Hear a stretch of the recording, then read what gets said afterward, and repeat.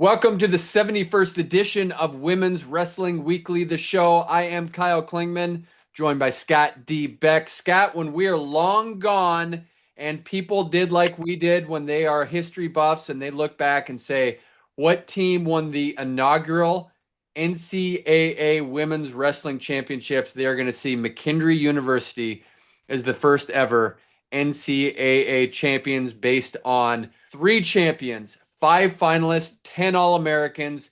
Heather Kroll at 103 got sixth. Gabby Tedesco at 110 got third.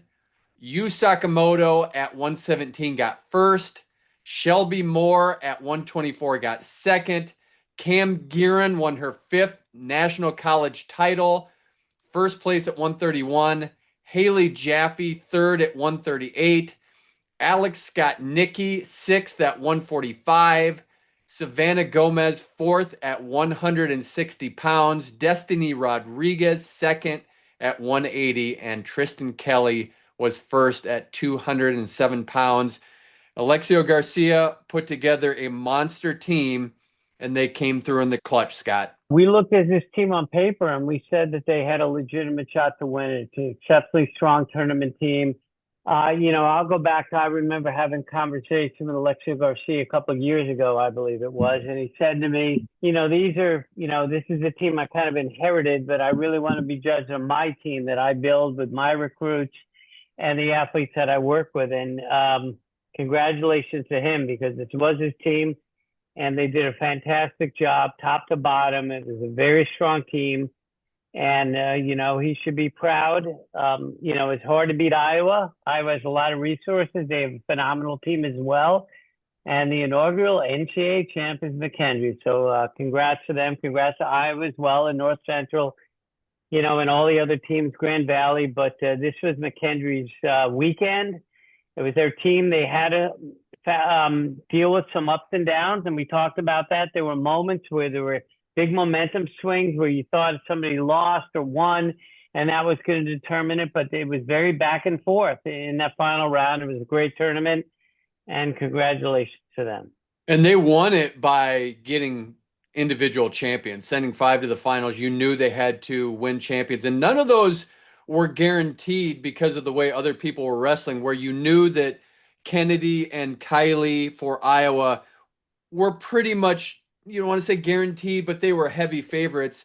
You could see Lexi Janiak winning at 131. You could see the way Riley Rayome was wrestling at 117 that she could have won. Tristan Kelly looked great in the finals at 207. You could have seen Sabrina Nas, who was wrestling lights out. I mean, Shelby Moore, she had a tough opponent, and Xochitl Mota-Pettis. Of course, you're favoring the U.S. Open champion in Mota-Pettis in that situation. And then Destiny Rodriguez was not favored against Kylie Welker. So they had to do it in the finals. They clinched it with the 117-pound win with Yu Sakamoto because they started at 138 and then wanted to end with Cam Guerin going for a fifth championship. But you mentioned the ups and downs. There were so many times where you felt McKendree's got this, it's their tournament, and then something happens, and then you feel like Iowa's got this, they have the momentum. Probably five or six of those where you're going in and thinking, they've got it now. No, wait a sec. They won this match. They got it now. It was back and forth the whole time. Yeah, I mean, I think after the semis, where McKendree had a very strong semifinal round, they looked pretty solid at that point. And then before the finals, you had the two semi slides, by Kroll and Skosnicki. So they finished sixth, both of them, and there was some heartbreak along the way. I mean, Kroll's loss in the semis was, on criteria, and the Skosnicki wrestled well and could have won the backside match. But then, especially also the way we started. Started at 38, where you didn't have either of those teams. But then, when Bellamir took out Laramendi, and Bellamir was just, we're fans of both these athletes big time, and Mir just was ready to go, and she came out with a vengeance. Tough, just literally scored multiple points, and then won by fall. And I don't think that was Reese's best performance, but she just had a down match, and Mir just was ready to go. Then it looked like, oh, this is all North Central, and then all of a sudden you have Blades and Welker, both winning, by fall and tech ball. and then they had the momentum, and then Tristan Kelly took care of business, wrestled a great match against Nos. But then you knew that one of the McKendree, you're going to have to get a win from Sakamoto or Garren. And those were now obvious matches, as you alluded to. I mean, Janiak has beaten Garren, absolutely could. And Sakamoto, I she can sometimes go to her back and put herself in crazy positions. And, it was something that you and I had talked about thematically. We both believed we were on the Riley Rayón bandwagon. You picked her out kind of weeks ago, and I jumped on it because she looked really good. And she really looked good in that finals match and came near very close to scoring. Sakamoto, as always, kind of gets in some precarious moments, but the Japan in her came out in that match where when she had the lead towards the end, she was positionally very sound. And then she did a couple of really athletic cartwheel kind of things to kind of get an exposure and ultimately not give up points. I personally didn't think it was 2-2 at the end. I thought it was all Sakamoto without an exposure, but they wound up challenging, getting a 2-2, but Sakamoto still won. But, just a lot of back and forth in this tournament, and nothing was, I don't think, taken for granted for McKendree. Those matches, those wins, Kelly, I believe, is a favorite, but Nas is certainly capable of beating her, but she really dominated. But I thought Sakamoto had a lot of pressure on her and came through and really just, scared probably a lot of people with some of the cartwheels, but took care of business. It was a great finals and a great way to end the tournament. It was just so back and forth. McKendree won the championship with 171 points. As we mentioned, 3 champs, 5 finalists, 10 All-Americans. Iowa second, 166 points. 3 champs, 4 finalists, 9 All-Americans. North Central in third, 123 and a half points, 1 champion, 3 finalists, and 7 All-Americans. And Grand Valley State wrestled exceptionally well, 110 and a half points, 1 champ, 4 finalists, 7 All-Americans.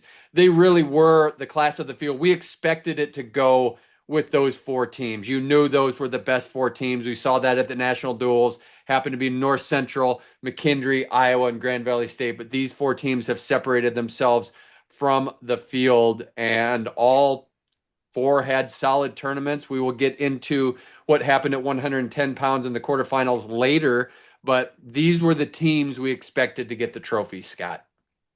Yeah, so in that sense, I guess it was kind of chalk in terms of top 4 teams. But it's wrestling for the most part is not really a random sport. You kind of know who's out there. Individual matches you can have surprises, but these are the teams that had the guns. There were very good individual performances by teams that you've not mentioned, where you had athletes that either performed above their head, we weren't aware of them, or teams that had, an athlete or two. For example, like Mota-Pettis from Quincy. I wouldn't say Quincy had the strongest team, but Mota-Pettis had a great performance and won the title, against a game Shelby Moore. But Mota-Pettis, with that trap gut, was just a lot, to handle. And, she really won her a lot of matches. She's very dangerous and explosive. So, yeah, it was, kind of, I think, chalky at the top, but the term was anything other than chalk, I think, in general. 2 matches that we circled going into this, of course, played out. Opening round match at 124 pounds. Shelby Moore won a 1-1 criteria victory over Callie Lang of Iowa. That set her up to get to the finals eventually for Shelby Moore, but that was intense. That was a big match for both teams because that really allowed her to get to the finals, of course, and get those points. But then Callie Lang won a match on the backside and then did not play. So you can't overstate how important that matchup was in the first round. For sure. And to tell you the truth, that was a match, not to take anything away from Shelby Moore, because she did a very good job taking out, Sarah Sterner and getting to the finals with, great leg attacks. She has a great single leg that sweep, and she scored a lot from there and had good tactics. I do think Lang really should have I thought Moore was a little passive in that match, and I thought there should have been a shot clock point at her at the end. I think she was passive towards the end of the match. She kind of got away with it. And the ref didn't call it, but it is what it is, and who knows how it would have played out if they would have hit, put more on the clock at the end, and then maybe she would have scored if she had to with a leg attack. But I just feel a little bad for Lang. It's a tough way to lose, and she was, I think, the aggressor in that match, and there was some passivities. I think overall, we'll get to it as you lead.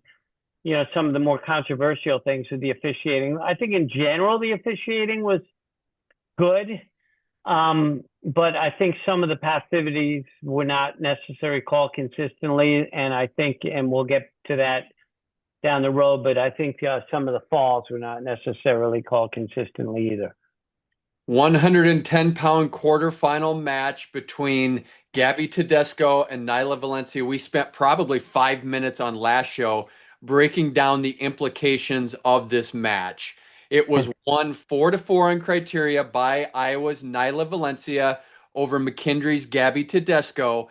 And when that happened in the moment, I said, this is the best thing that could possibly happen for the team race for McKendree, because you knew what was going to happen. You knew going into that Valencia was going to have to face Audrey Jimenez in the semifinal. So we'll pause there on the semifinal match because Valencia came out and scored the first takedown against Jimenez and got a 2-0 lead going into the break. And the Iowa staff needs to be praised unbelievably because they scouted so exceptionally well on that outside single, how to negate that, and they were ready with a game plan on how to beat Jimenez. Now, it didn't work because Jimenez is Audrey Jimenez for a reason. There's a reason she's a senior world team member. She eventually got the takedown, got the leg lace, and ended up getting the turn, and that ended up hurting Nyla Valencia, like hurt her knee in that situation, which ended up affecting her later.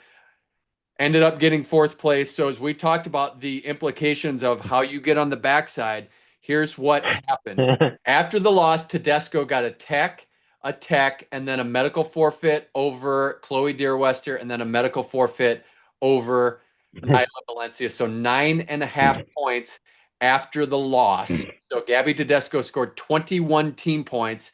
Nyla Valencia had the head-to-head victory, the only contested win over Gabby Tedesco, and scored 14.5 points. So that's a 6.5 point difference. Even though Nyla Valencia won that match in the quarterfinals, you have more opportunities.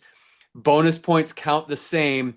That ended up being huge for McKendree because they won by 5.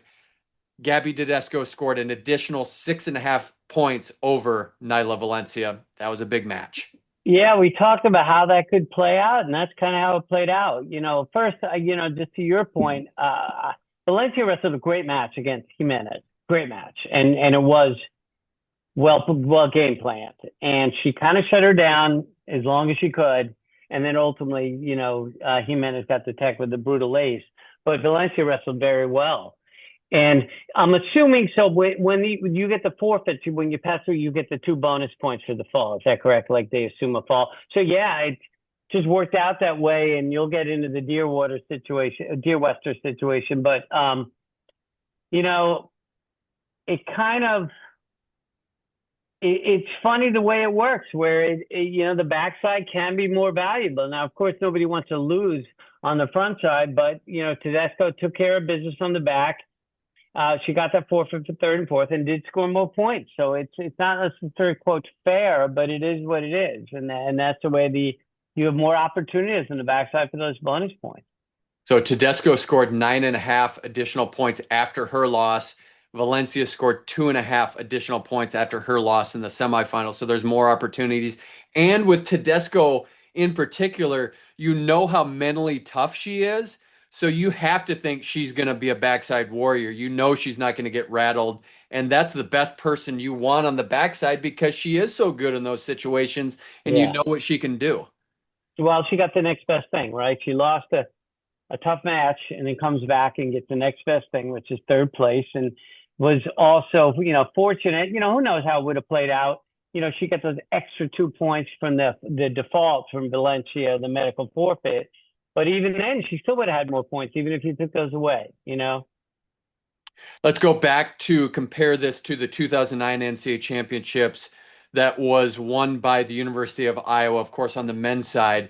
Iowa won over Ohio State by 4.5 points. Brent Metcalf actually got a team point deducted when he shoved Darian Caldwell at the end of the match. I Would have remember. been an additional point there, so they lost that. But on the backside, Dan Erickson got an injury default, so that allowed him to get 2 points for the default, extra half point for the advancement, plus additional points for getting into a minimum of sixth place. So that was an additional 3 points there. And then Dan Dennis won in the seventh place match. He didn't have a match, so that was 2 for the forfeit and then an additional 1 for the seventh place match. So it's comparable to that a little bit. That's how these things play out. Weird things happen, and you can nitpick little things on McKendree's side too, where they say, well, Shelby Moore won a 9-0 match. If they would have gotten the tech there, that's an additional 1.5 points.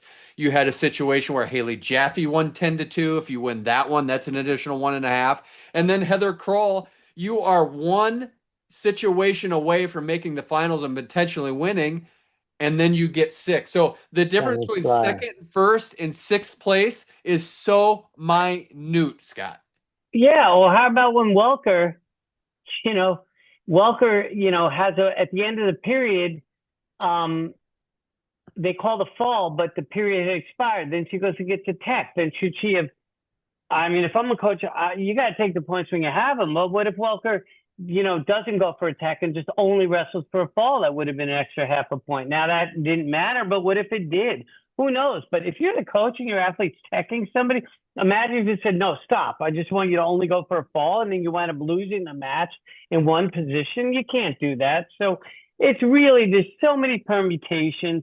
I think at the end of the day, the athletes have to go and do the best they can and get the points when you can. And, what if Moore goes for the tech and then makes a mistake and gives up a fall? You just don't know. So it's tricky, and there's a million things, and you can't point to any one thing. It's a cumulative effort over multiple days, with 10 athletes.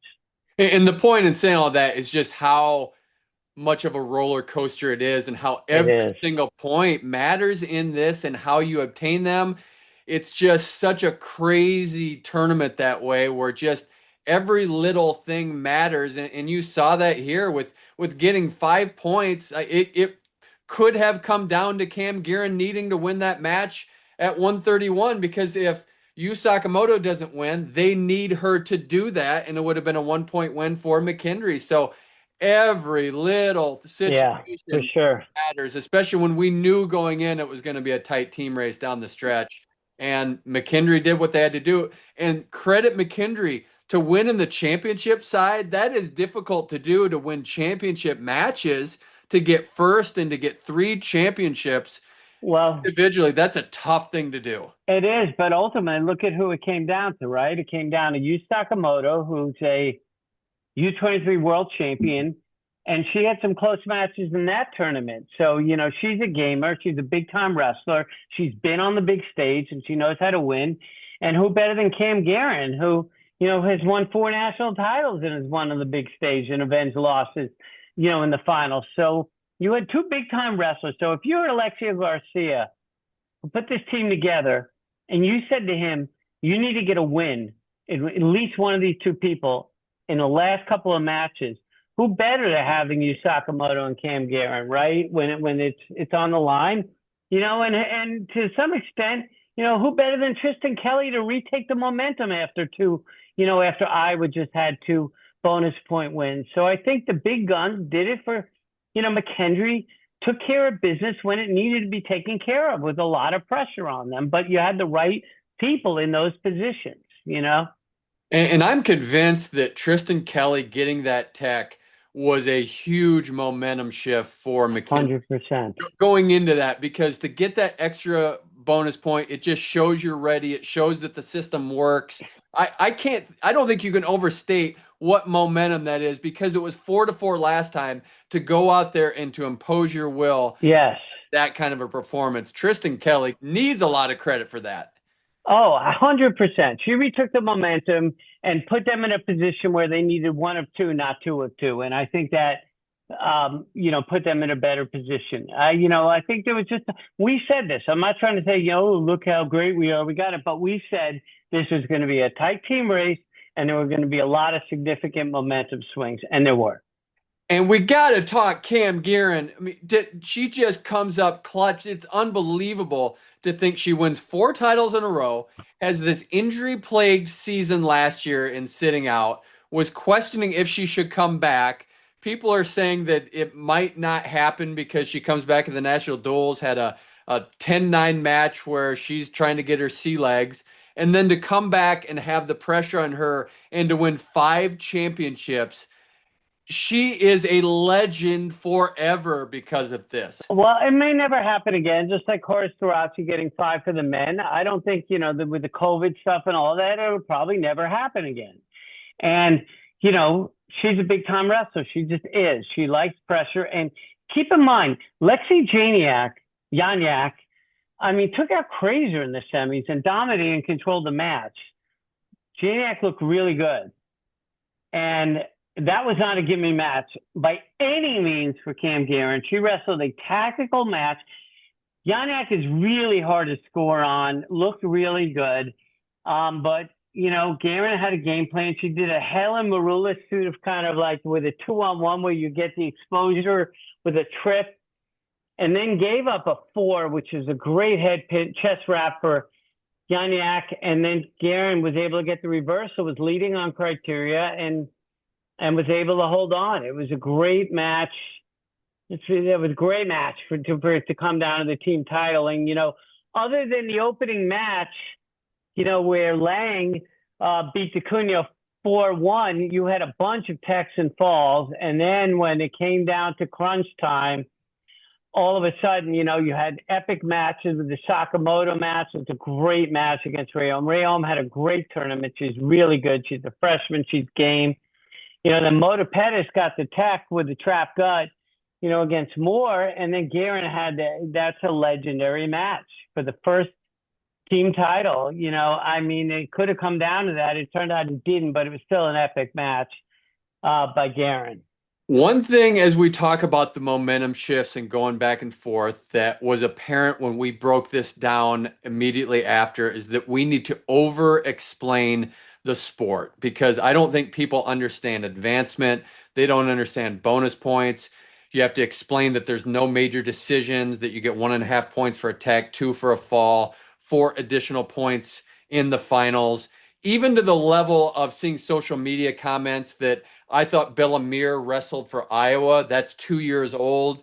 So to make sure people understood that, someone commented after the championship, I've never heard of McKendree. So we need to do a better job of over explaining these things and not assuming that everyone knows everything. And I think that's just an important thing to address because it is a little tricky to talk about what team points are 16, 12, 10, 9, go down the list for first through eighth.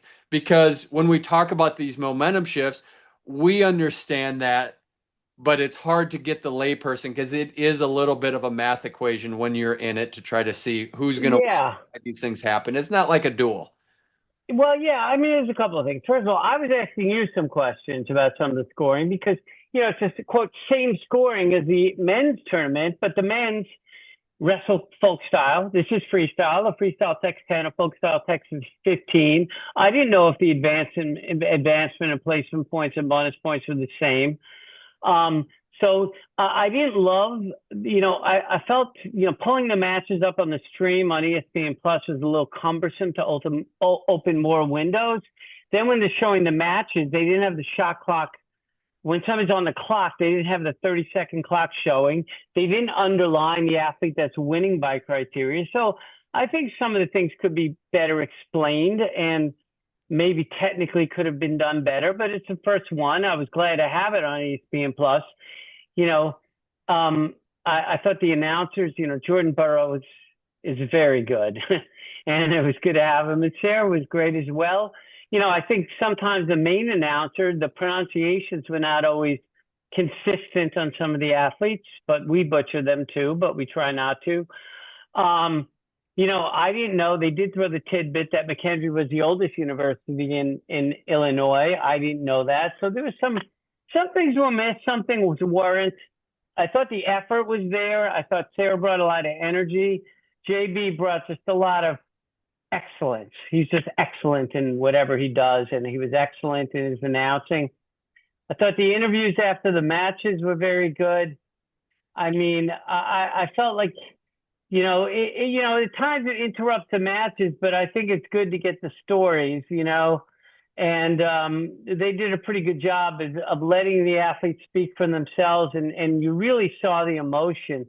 Chababo taking third place at 207, jumping into the crowd, surrounded by her fans. I mean, I was fighting tears back. She took third place, but was mobbed and went into the stands by her team, and that was just such a good story. Really, I literally was fighting back tears watching that, and there were just a lot of moments like that. I thought Val Solorio after the finals, her interview and her family support, her father, mother, just the emotion, the raw emotion of that.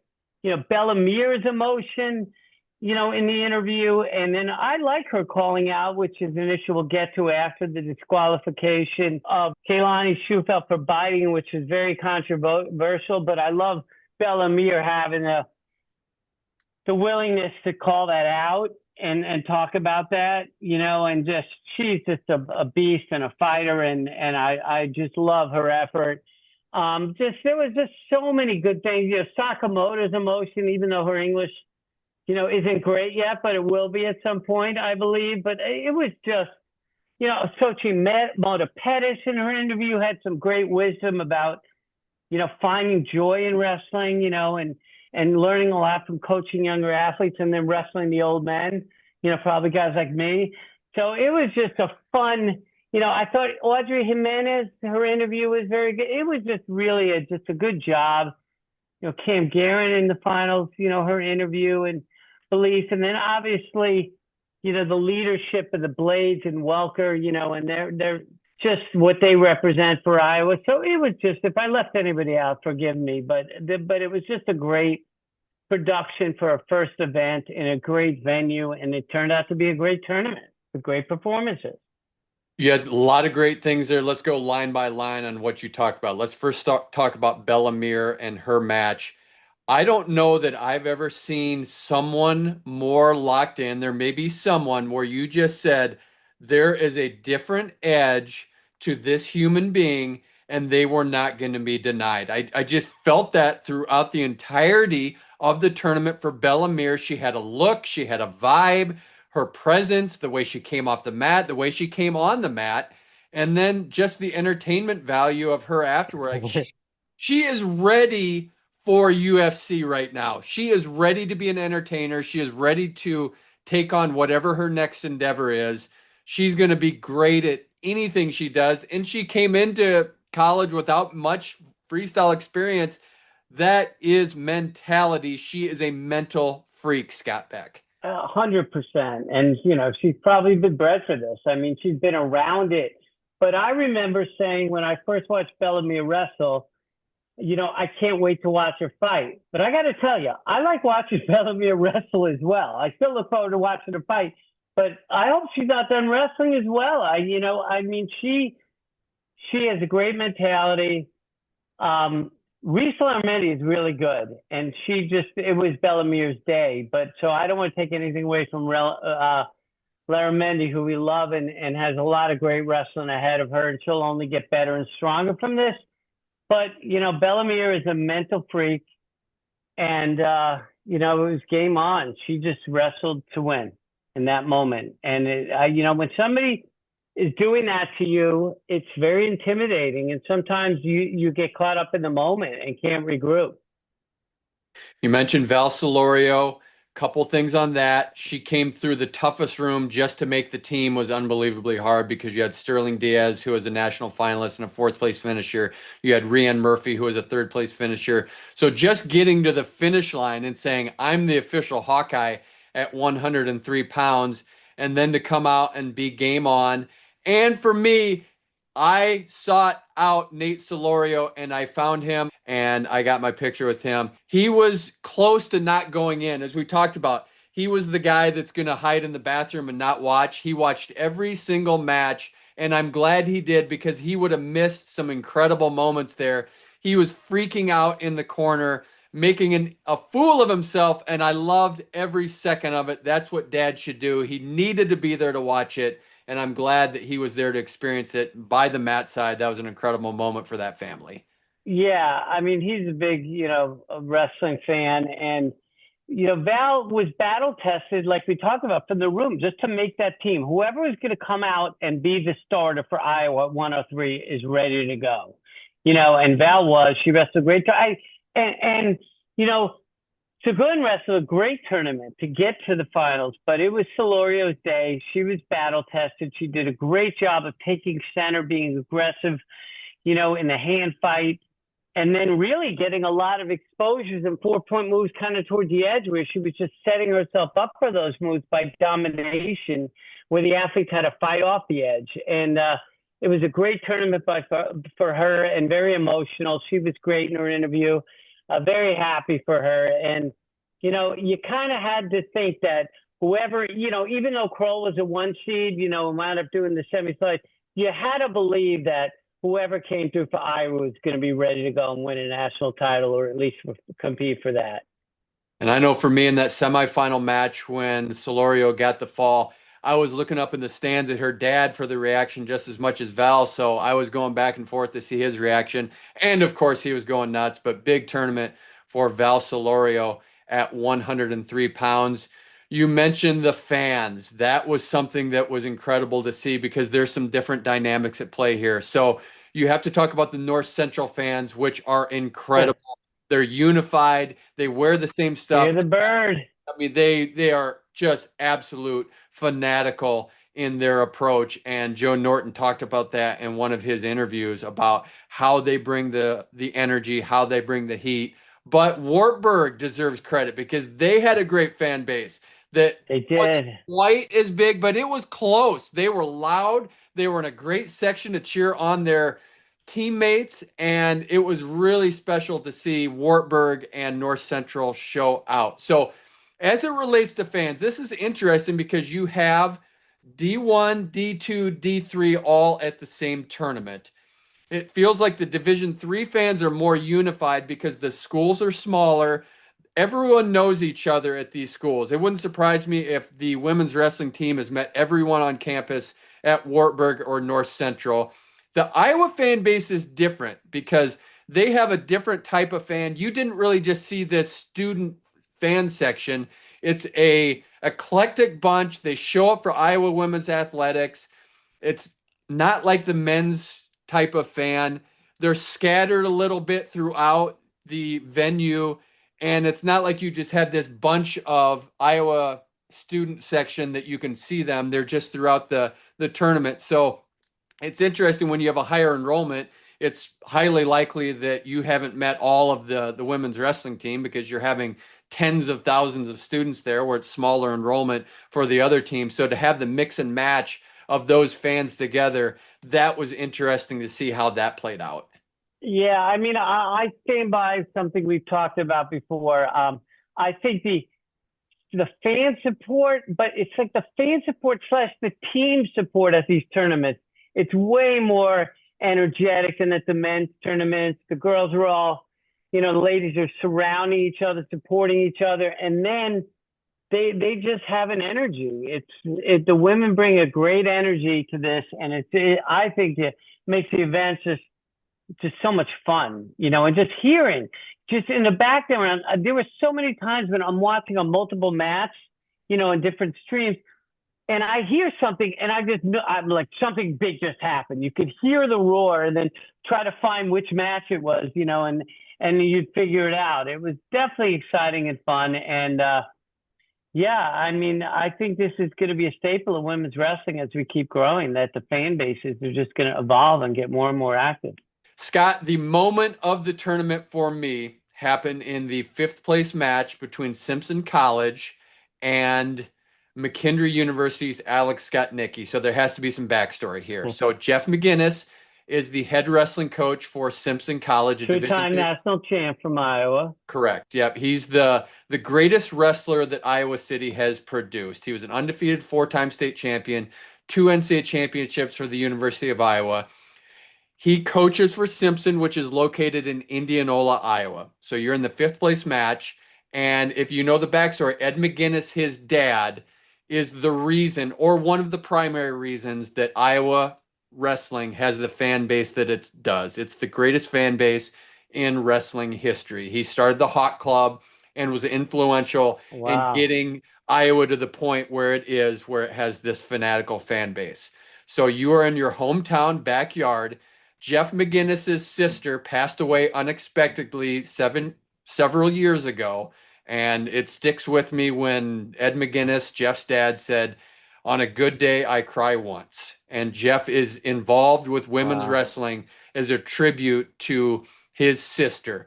So in that match, he turns to the Iowa fan base because it's McKendree going against Iowa.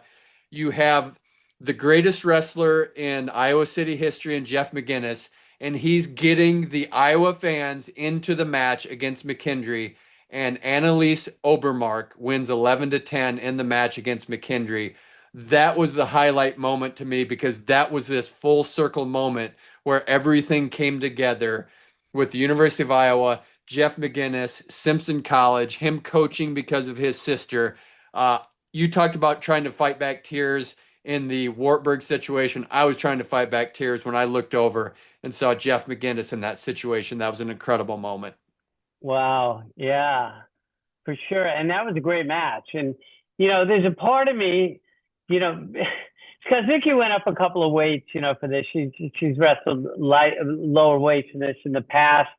I don't know what the situation was, but she kind of lost that match at the very end. And if anybody watched that match, she was like really pissed off. I mean, she was just really upset. And for her sake, I'm glad that wasn't a point that cost McKendree the national tournament, that 5-6, because that was a hard loss. That match was back and forth. It was an exciting match, high scoring. I didn't know that backstory, but, I do remember, correct me if I'm wrong, Kyle, but, I remember watching Jeff McGinnis, as a Hawkeye fan when I was younger, but he wrestled in the U.S. Open in the Masters division, if I recall. I remember watching him scrap in some of his matches, and he hadn't wrestled in quite some time. So that was pretty cool as well. That's a good story, though. So with that, I I don't want to say I've changed my tune, but I want to say this. I think that splitting off D3 from D1 and D2 is happening too soon. And because of what we just talked about, because of the North Central fan base, because of the Wartburg fan base, because of the Simpson situation there where you had Jeff McGinness having two All-Americans against everyone, I think the split is happening too soon. It needs to happen. It's something that will happen, but I don't think we're ready for it. I hope North Central, I know Joe Norton's going to push for this to try to stay in the big tournament, but having everyone together and the way Wartburg is developing and the way that they have built a team, they got 11th place overall, and they are a developmental program. They didn't have the high end recruits coming in, and they developed them to the point where they're getting All Americans. I think it's too soon. I don't know if you can retroactively say we want to back off on this, but I think they need to explore it. At minimum, we need to let North Central into that all the tournament with D1 and D2. I hope they allow that to happen, but I would love to see that slow play a little bit because we only have 8 D1 programs right now. Let this play out. Let them all be together. Go 21 to 24 person brackets. I think it was a mistake to split off after the 27th Well, season. I think you know where I stood on this. I think I've been pretty clear that I think it's a little early for that. I mean, right now we have a good thing going. This is a great tournament. I know the playing field's not perfectly level, but nevertheless, it worked. There were all Americans at these, Division III schools. There was competitive matches. There were people that came out of nowhere. Yeah, they're at a disadvantage, but I think for now, just as we fill it in and you get more D1 schools, and I think for now this worked, and let's not why mess with it. but we'll see what happens. But I think what you saw is anybody can compete with anybody, other than maybe Blades, Welker, and Jimenez. I mean, for the most part, nobody was like. There was a couple of athletes, but for the most part, there weren't many athletes that were like above the level of the tournament that you had to say next topic. Some rare cases, but I would like, hopefully they can adjust it. Like why not? Like as the facts change, your opinion changes, right? And the facts are that this was damn good and it worked. And I don't think we need to be in such a rush to change it yet. But think about that for Simpson. They sent two wrestlers. They had two All-Americans against everyone, against the entire Right. field. So you had Keely Curley at seventh. You had Annalise Obermark getting fifth place. And you get to come home and say, may not win a D3 title, but I wrestled against the best with Yes. everyone there. And we have two All-Americans, and that's a special thing as well. And Lexi Janiak is the same way. She reached the national finals. Look what she did. She's placed second, third, first, second. You have to appreciate that type of career that Lexi And, Janiak's had as a D3 wrestler at Aurora. and we talked about this as well, that I think even more so with the women than the men. But like you have like the athletes, there's a reason. Maybe, Crystal Rodriguez, going to a smaller college, Yanyak. I mean, I think there's reasons, connection to a coach, a situation, a location. Everybody's just not sniffing like, oh, I only want to go to the biggest name school. Some athletes like that, and it works for, but there's many that are very comfortable in a smaller environment and a more intimate situation. So who are we to say that we're going to have to force this? And I also think, so yeah, make it a bigger bracket. I don't think it would have mattered. We had plenty of time. Like the first round was too short. Like the two matches in the first round per weight. I don't like that either. You just going around too quickly.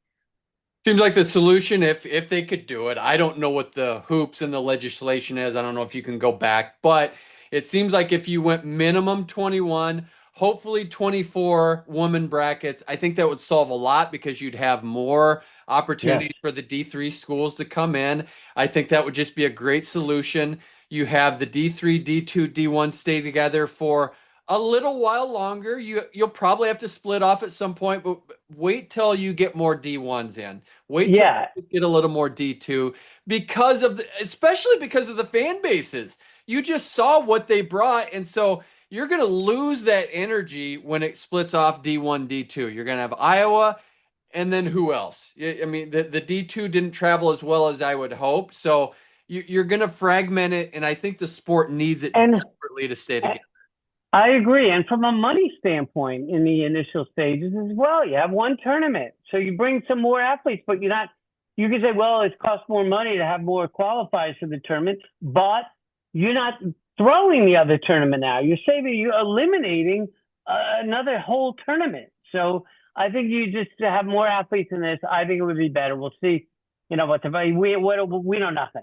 You mentioned the women's wrestling fans being more enthusiastic, which they are, but there's this unity that you see with women's wrestlers. I saw Sterling Diaz in the opening match. She was down on the mat side and she's yucking it up with the Grand Valley State fans and just they like each other and they are friends with each other. And I'm going to give a little shout out here. I liked what I saw from Chun, Verbeek, and Gary Maynard, where when their athletes won, I mean, or lost, I think it was genuine love and embracing and just a overall appreciation of the athletes and a camaraderie and a closeness. You saw the athletes do with each other, but you saw after a big win or a tough loss, Sean and Tanya hugging athletes and Gary supporting them. And I even saw there was something I saw where somebody else beat one of their athletes and they smile at when they're shaking hands. So I thought overall the sportsmanship was very good, and you just can see that there's a bonding between all the teams. These coaches and the athletes. There's very strong bonds, and it feels like there's deep support and love among the community, which is nice. Gary Mayab, his wife said this, and I'll reiterate it. You probably won't meet a better human being than Gary Mayab. He's complimentary of other programs and what they do and how they've built it up. And They deserve credit for that. That I think they really do see the big picture of the sport, and they do care about their athletes, of course, but I think they care about the entirety of the sport, and they deserve credit for that. 110 pounds, we talked about this a little bit, but Audrey Jimenez got a fall in the finals. I felt like through the course of the season that they've slow played falls. I felt like that there were times where it was obvious that the fall was there, and I don't know why they didn't call it. I felt like it got called quick in the finals with Jimenez against Sage Mortimer. Now, Jimenez is so good. I'm not saying it would have played out any different, but Sage Mortimer is Sage Mortimer. I wanted to see that match play out longer than it did. And I think from Jimenez's point of view, she's glad it didn't because Sage Mortimer can create chaos and you don't know what's going to happen with Sage Mortimer. She can pull anything out. Yeah, and I think the loss there was the fans because I wanted to see more of it. But to be honest with you, first of all, amazing cradle and roll through by Jimenez. She snapped that thing on and just was aggressive with it. And I love when somebody rips that cradle, the front cradle. That was very quick. Now that was like a 1984 freestyle fall, and especially when you said, it was damn close to Sakamoto being pinned earlier in the tournament where, there was a bunch of them where the refs were like out of position by the time they get down on the mat to take the credit card out and look for like a folk style fall. They missed the fall already. And I thought Sakamoto, and that might have changed the whole tournament. That was as close as you get. And I credit her after that because the ref, I thought there was a fall, but maybe not, damn close. But then Sakamoto really bridged aggressively and got out of that, and did a good job not giving up the fall. But I would like to see some consistency. They've called them slow all year. This isn't folk style, it's freestyle. They've called the fall slow, and then they call that one really quickly. Was it a fall for a nanosecond? Maybe, but it wasn't consistent with the way they've been calling them. I want consistency, and I think the refs need to be in better position so that when somebody is there, they're in the position. They need to anticipate where the action's going and be in position to look for the fall.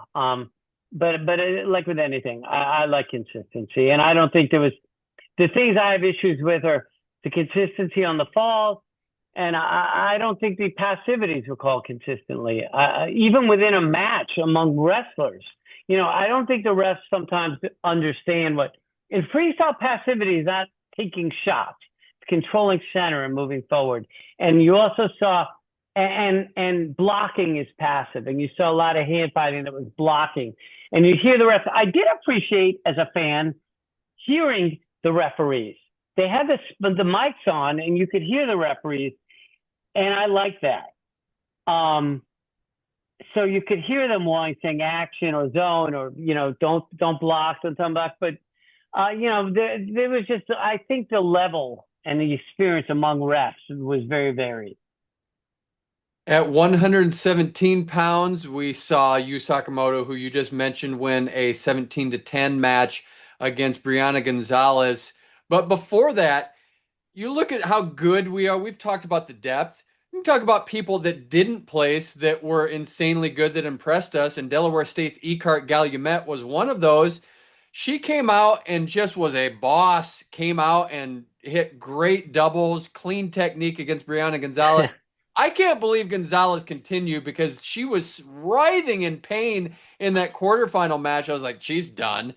And then she kept going on, and Brianna Gonzalez comes back and gets third place. So that was big for Iowa to have that type of presence for her to come back and get third place and really fight through an injury that she's had all season, and she's had to deal with that. So for her to come back and get third, she gets an Ironwoman trophy for that. But Ecart Galumet doesn't place, and she's really good. Yeah, well, I'd say a couple of things. First of all, I didn't think Gonzalez was going to be able to finish that match. When she was writhing in pain, she's got the leg taped up. Very courageous. Great effort for Gonzalez to come back and take third place. I mean, clearly she's, had some injuries and she's not at 100%. But very good job, on her part to come back and do that. And, she hit two of the, just I mean, the headlock awards go to Gonzalez hit some good lefty ones, got rolled through. He gets a little high sometimes. It got rolled through a couple of times. Calumet did one of them, as did Sakamoto. And Sarah Sterner hit a lefty headlock over the top when somebody was pushing in, which was the move of the tournament. Maybe the I mean, there's a bunch of moves in the tournament, but that was the pretty. I mean, Sterner can hit some headlocks and arm spins, but she hit one that was the ones I love where you just go over the top, and it was gorgeous. And she took a third place, had a tough loss in the semis. Great career for her. Dropped the weight. You just can watch her leadership. You could see her with her teammates, and her leadership is very strong. But Calumet, I never heard of her, never saw her wrestle, was really impressive. She came out, the things she did well, she did really well. I think, there's a position she just doesn't know yet or whatever, but really good athlete, but hit some beautiful stuff. Was really fun to watch her. And really exciting. And, if you're in the quarterfinals and you're Brianna Gonzalez and you're like, oh, what is going on here? All of a sudden you're like, are you kidding me? Like, I'm losing here. This scored 10 points on me. Like, what is going on? And I'm in a fight I may not have been expecting to be in. And those are the tough matches when you're not really aware of the opponent. And not only are they feisty, but they're good. And they hit some things really good. Did she make some mistakes? Yeah, but I was very impressed with her. Great job, Kenya Sloan, I'm sorry about that. Great job doing a great job at Delaware State, and Calumet just epitomizes that. It's a rising program, and they're going to have some good athletes. It's crazy that Kylie Welker is so good that we're finally diving into her tournament. She was on a mission after the national duels where she won 8-2 over JL Miller. And I think she took the blame, or she felt like she was responsible for Iowa losing that semifinal against North Central, because it was 3 points for Iowa and 1 for North Central. She was on a mission and she proved it. She was looking for the fall. She had heightened awareness, and Kylie Welker is just so good. I mean, great. She was the dominant wrestler of the tournament. I mean, even Kenny Blades had a little bit of a challenge in the semifinals, and close match until the very, very end. But it was touch and go, and Kenny Blades is the world's, Olympic silver medalist. But Kylie Welker was on a mission. I didn't really talk much about her because I don't know what to say. I mean, she's just so good, world medalist, so good. And she was in this tournament to take care of business. You also could see in the background too, and just her leadership. And I've said this multiple times. Kylie is as good as she wants to be, and if she truly believes she's as good as she is, she can rip through world championships, I believe, and just utterly dominate at the highest level, literally.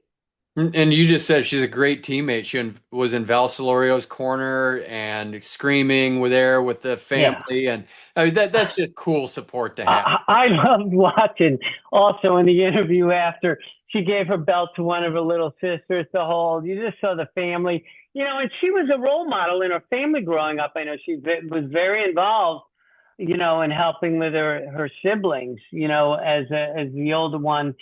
And just a great role model, great leader, and it was good. That was a good moment to see, with a big family and her siblings. And you can tell with Kennedy Blades that these wrestlers a lot of times are trying to survive and not be a highlight. They're just basing out and like, hey, I don't want to be on social media for getting 5 by Kennedy Blades. So you can tell there's a strategy. Sometimes I don't want to win. I know I can't win, but I'm going to base out. And I'll tell you, the one thing about Kennedy Blades, every time she wins and gets her hand raised, she looks like it's the first time at a youth tournament. I mean, that's special. She's got such a personality for that. Yeah, you can see her face light up, and she's truly happy and embraces the moment, and has a spiritual component to it. Obviously, she believes she's doing this for things bigger than herself. And it's pretty clear about spreading that message. And it's important. Belief empowers you.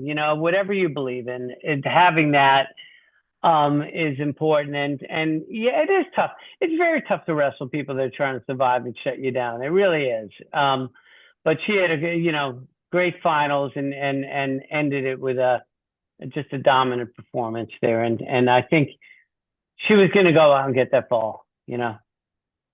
There were so many great storylines. It was such a beautiful tournament. First NCAA Women's Wrestling Championships that you wish that that was the focal point, but unfortunately, there were national headlines over controversy. The disqualification at 110 pounds between North Central's Kaylani Schufelt and Presbyterian's Chloe Deerwester. We're going to show in their entirety the interviews with Joe Norton and Brian Vuitinitis right here so you can see what they had to say. Then we're going to break it down. North Central head coach Joe Norton, would you just take us through the quarterfinal match between Chloe Deerwester and Kaylani Schufelt that ended in disqualification from your point of view? Yeah, from my point of view. So I was getting Riley Ray Omar, 17-pounder, ready for her quarterfinal. So I'm watching from the tunnel, and Kaylani was up 2-0, and there was injury time. As the injury time started to expire, when we got to 1:30 and time was up, and the match wasn't ending, I jumped over there to see kind of what was going on. Like, hey, she's at injury time. What's happening? Was an illegal move is my first assumption, right? Which would mean that we would lose if she can't wrestle. And then they asked the coaches to come to the table. Danny Blackshear, the official with the whistle, asked us. So I went over. Brian went over, and he said we have a bite mark. And they had a picture of a bite mark on Chloe's left wrist. The injury was to her right elbow. So there was a bite mark on her left wrist. So first thing I did was I looked at Kaylani, and she said, I did not bite her. She said, I did not bite her. Kaylani also wears a mouthpiece. So from what we saw with the bite mark, she wouldn't have been able to leave that kind of ring, at least not with the top of her teeth. So I thought it was curious, but the last thing you want to do is accuse the other athlete of biting herself. So I assume one of them bit her incidentally in the action. So they weren't sure what to call on the mat, the three officials on the mat. So to give Brian a little bit of credit, the PC head coach, he said, hey, they were talking about calling brutality. And Brian said, hey, we can just take a caution in one. I don't think we have to call it brutality and take it that far. Sammy Julian, head official, said to Danny, the official with the whistle, hey, if you three call brutality, then I review it and it comes to me. So that was the call they made. They went to Sammy. Sammy reviewed it at the table. He's the head official for the event. And he watched the wrestling action and came back and called it brutality. When I questioned it, he said, what he told me was there's no point at which Chloe's own mouth went near enough for her left wrist to have bit herself. So it must have been us, which I questioned and said, did you see us bite her? And he said, no. So I thought that was interesting, that if you don't see a bite, that you're going to call a bite. I said, if we challenge a leg lace and you watch a video and you don't see a leg lace, you can't call it. And if we're reviewing for a bite and we don't see a bite, I don't know how we call it. But they said we have to assume that it was her. Danny Blackshear, the ref with the whistle, said to me, Coach, it's very clear that your wrestler bit her. So I don't know where he got that from. For all of us that have seen the video, I don't know where that came from. So we lost the match on DQ. We later acquired the video of, Chloe during the injury time, right? You can see that she bites her left wrist in pain. I don't think it was malicious. We've been very clear about that. I don't think she was intentionally trying to win the match by getting Kaylani DQ'd. I think she's in a lot of pain. She was crying hysterically. And she bites her left wrist. And I think that, I don't even know if she knew she did it, because I think she would have shown it. When the injury time expired was when the athletic trainer caught it and showed them. So I went back and showed that video to the NCAA folks, Ryan Tressel, Oscar, who's the chair of the committee, Ryan from the NCAA, Jackie Paquette, and they all went and grabbed Sammy and they talked about it. They showed him that video. It was from the NCAA feed, from the ESPN feed, so it wasn't a video on somebody's phone. They talked about it in this back tunnel here for, seemed like an hour. It was probably about 25 minutes. And they came out and they said, we're not changing the call. I asked them, I told them they could still make it right. Page 20, section 5 of the rule book on brutality, we looked it up, says that, the call to DQ the wrestler from the tournament lies with the head official. So Sammy Julian had the opportunity to just DQ her from that match and put Deerwester in the semis and allow Kaylani to wrestle the backside, and he chose not to. I think that's where our greatest frustration lies, is that I think he had an opportunity to get it right when he saw it in front of him, and he didn't. I don't know why, but that's why we landed where we are.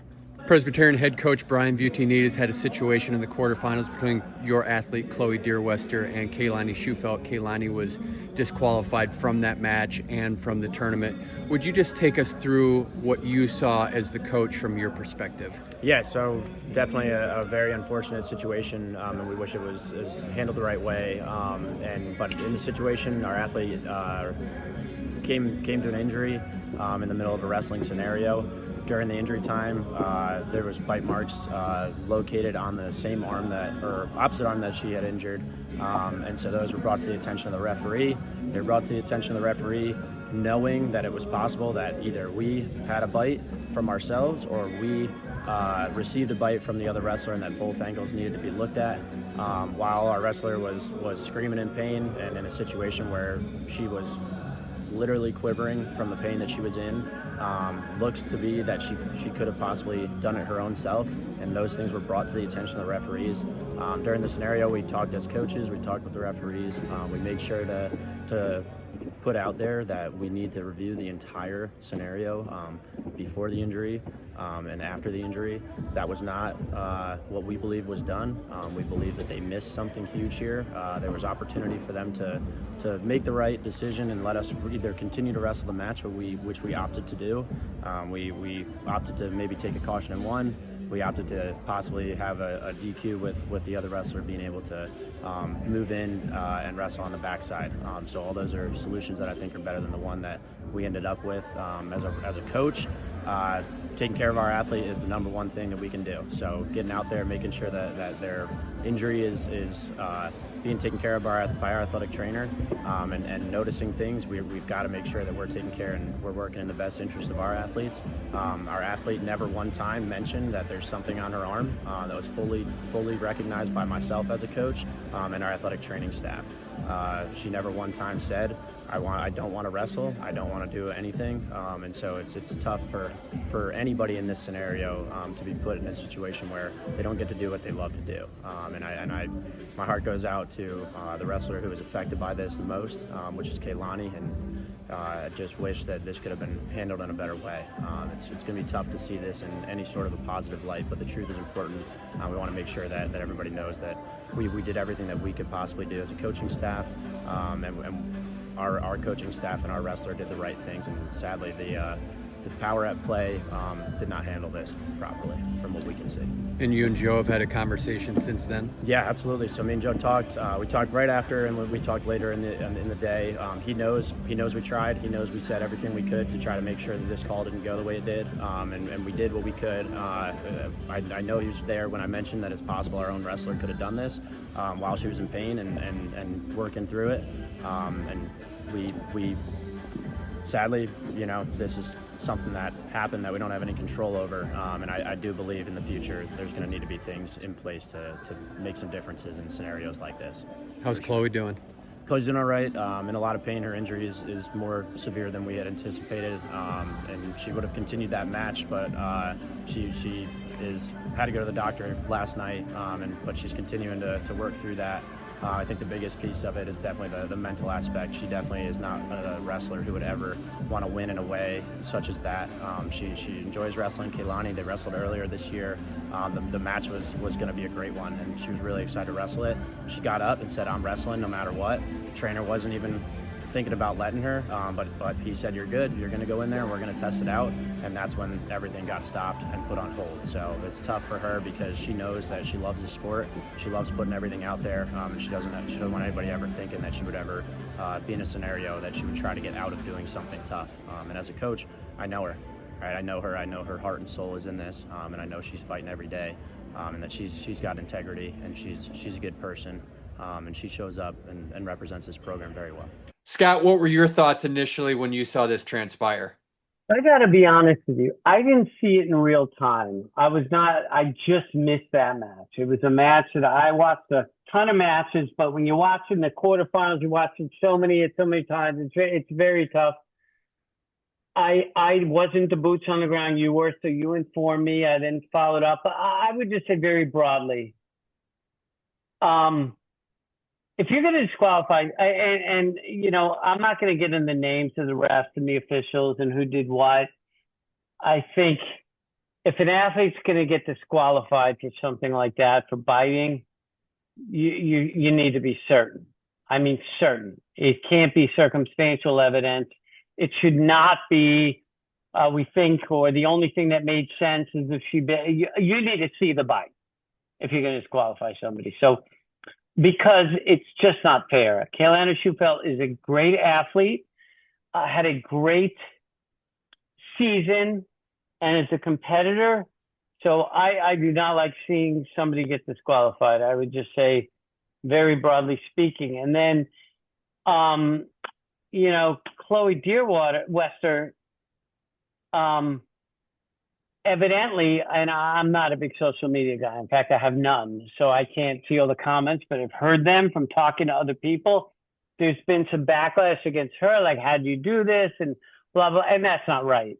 From the interviews from her coach, and from the from Norton and from the Presbyterian coach, neither of them wanted this. The Presbyterian, Dearwester or the coach were not looking to have Kaylani disqualified.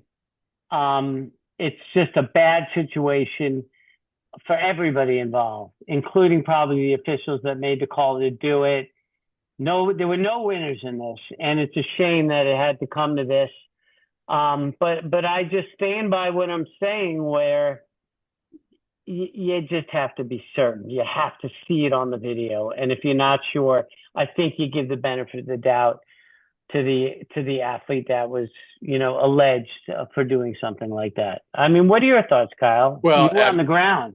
Chloe Dearwester is a fantastic person. She's just salt of the earth. And so you just saw afterward her writhing in pain. I think that when she got her hand raised, if you read the lips, and I can't swear this is exactly what it says, she said to the ref, "I don't want to win this way." And they both, in that moment, they looked surprised when she got her hand raised, and Kaylani Schufelt looked surprised. So neither deserve this. Neither should be in this situation, and you just wish it could have been handled differently. I agree with you. You just, when you're going to eject someone from that match and then the entire tournament, you just have to be sure, because you're questioning Kaylani Schufelt's integrity in that moment too, and she's a great person too. So just messy all the way around. Nobody knows everything for sure. So I don't want to speculate on what may or may not have happened, but it makes you sick. And I felt sick the night before. I lost sleep over this one. Yeah, and I think, listen, just to be really fair, I think that the decision that was made by is a very good official.